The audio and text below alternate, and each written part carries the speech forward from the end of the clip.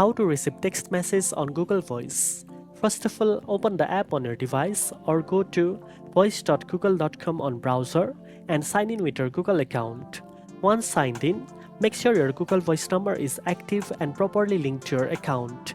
You will receive incoming text message directly through the app or on your desktop.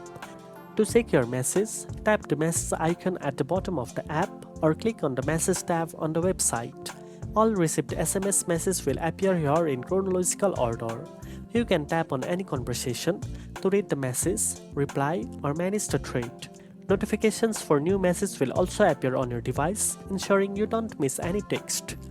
If you have linked numbers, make sure the forwarding settings are enabled so messages can be received across your devices. Now you know how to receive text messages on Google Voice.